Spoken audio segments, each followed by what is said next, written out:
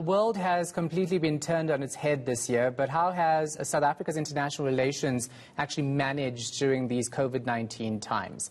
Bilateral relations with countries like Malawi have been challenged by the Bushiri saga. And as AU chair, did South Africa actually bring about any positive change?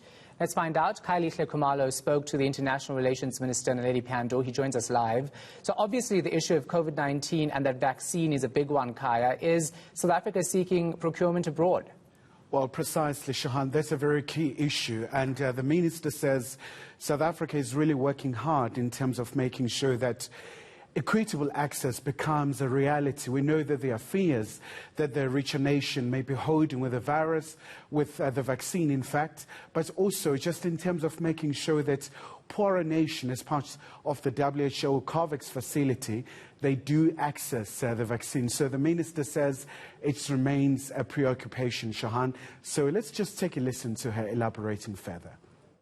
All the colleagues that we speak to, all the organizations, make a public statement that says they recognize that everybody must have access and all should be done to ensure as many as possible are inoculated, are vaccinated, so that they, would ensure an increased level of protection throughout the world. Because we've got to make sure that as many people as possible have the immune protection that allows them to not be a threat to another person.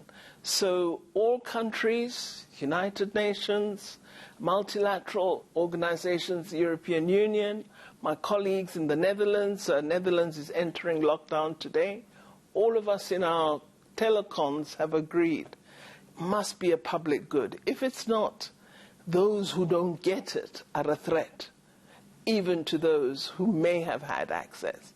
So I think the notion of universal access and of the vaccine being made available is now part of international discourse. And then, of course, the Bushiri saga, very embarrassing for us. Any idea how the extradition process is going? Well, precisely, Shahan, but the Minister chose a very diplomatic path, as much as I asked her about, the very implications, given the very porosity of our borders. But the Minister said she's quite adamant that Pretoria and Malawi, they'll be able to find each other. We've seen the courts in Malawi, they are seized with the issue as well. And the Minister does insist that Malawi does have an international responsibility to make sure that the fugitives are brought back to South Africa. So once again, let's take a listen to the Minister. We're following all the required practices in terms of international law. So Interpol issued a warrant, and the Malawi courts are following the proper processes in terms of their law.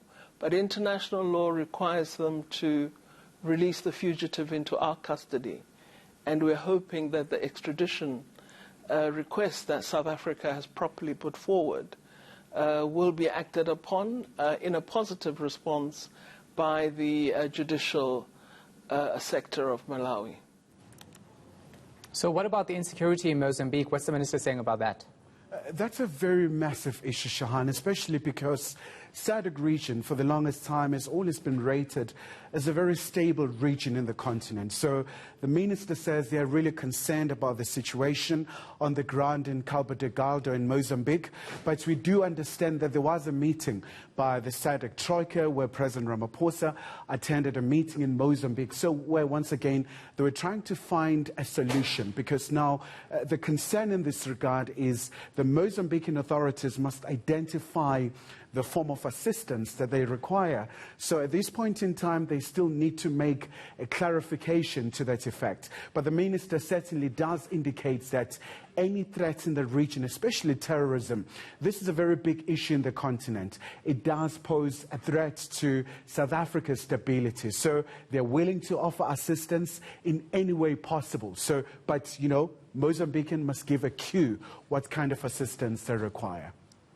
All right, we're going to leave it right there. Khayelihle Khumalo.